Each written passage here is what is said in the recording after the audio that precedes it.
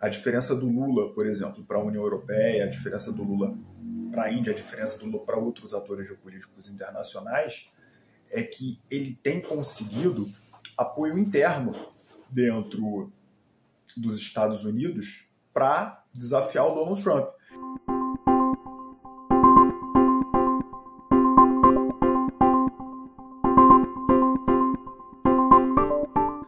Fala galera, eu sou o Vini Albuquerque, esse é o Correio do Sul Global, o canal do YouTube que trata de assuntos relacionados aos países em desenvolvimento com a visão desses mesmos países. Bom, eu vim fazer esse vídeo aqui, basicamente é um vídeo especulativo.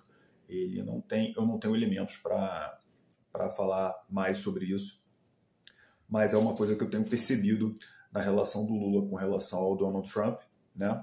E que a gente não percebe isso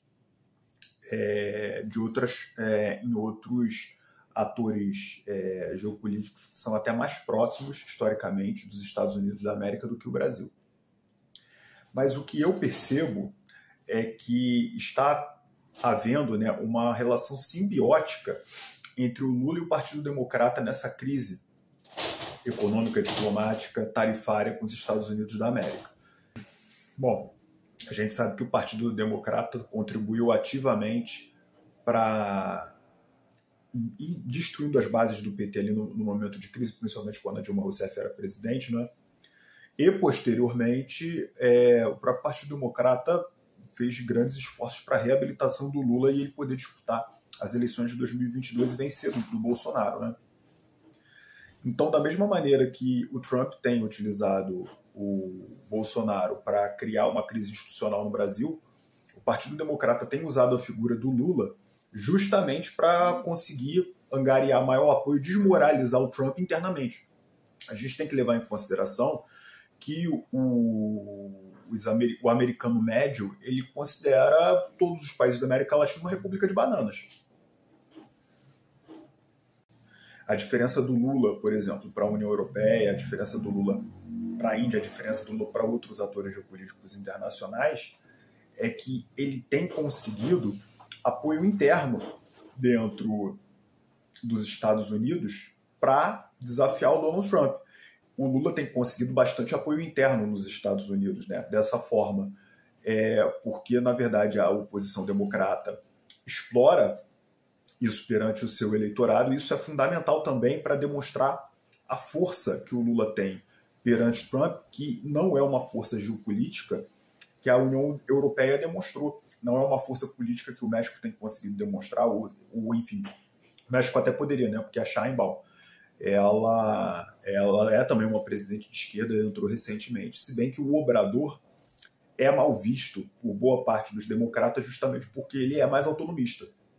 O Lula ele é completamente escravo, digamos assim, do Partido Democrata, até pelo passado recente do PT, né? E pelo passado distante também, né? EFL-CIO, essas coisas assim.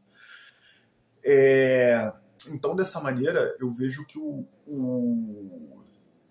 a força que o Lula tem tido contra o Trump ela não é muito usual. Até porque, por exemplo, no eleitorado urbano dos Estados Unidos, o Lula é relativamente conhecido e o Brasil não é visto como inimigo dos Estados Unidos, né? Mesmo que o Brasil seja um BRICS e tal, a imagem que o americano médio, principalmente das zonas urbanas, tem do Brasil é de um país que é relativamente dominado pelos Estados Unidos, né?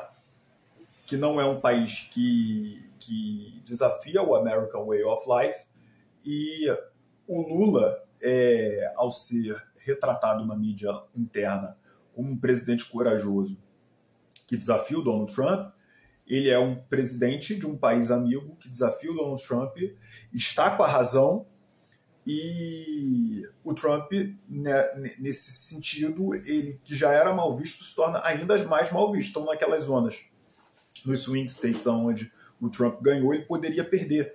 Então, está sendo uma relação de ganha-ganha entre a oposição democrata ao governo Donald Trump, boa parte também do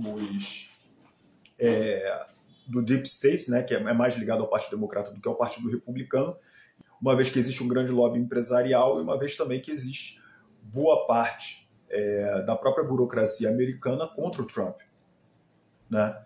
E isso tem como resultado mais de 50% dos nossos produtos da pauta exportadora para os Estados Unidos sem tarifas. Isso porque o café aparentemente vai sair, né? Mas o Lula também já andou metendo os pés pelas mãos, porque, pelo que se consta aí nas últimas notícias, 186 empresas brasileiras de exportação de café receberam autorização da China para poder exportar o nosso café para o país asiático, né? O café que está aí nas prateleiras dos supermercados do Brasil a R$30. Então o Lula não percebeu que, como eu tinha dito num vídeo anteriormente, né, que era importante que ele mantivesse o café sem exportar para outros países no mercado interno para que o preço do café depreciasse no mercado brasileiro. Ele não está fazendo isso. Os produtores fizeram uma pressão política nele e ele já está colocando café para ser exportado para a China antes do preço do café cair nas prateleiras. Algo possível, e é o que possivelmente pode acontecer também com o preço da carne, que está muito elevado, né? Ele poderia entregar a picanha e ele não, aparentemente ele não está pensando em entregar. Ele está pensando em conquistar agora os mercados asiáticos como forma de ter talvez um bom relacionamento com os empresários do setor do café e do setor da carne, para que de repente ele consiga financiamento de campanha lá já no ano de 2026, porque o governo dele já está acabando, né? Bom, mas é isso. Esse foi um vídeo especulativo, mas que tem mostrado o porquê que o Partido Democrata tem tido interesse, né, em mostrar o Lula como um presidente corajoso perante Trump. Porque, na verdade, é uma forma de demonstrar que existe um presidente que tem força moral para ir contra os ditames do presidente americano. Bom, é isso. E até o próximo vídeo.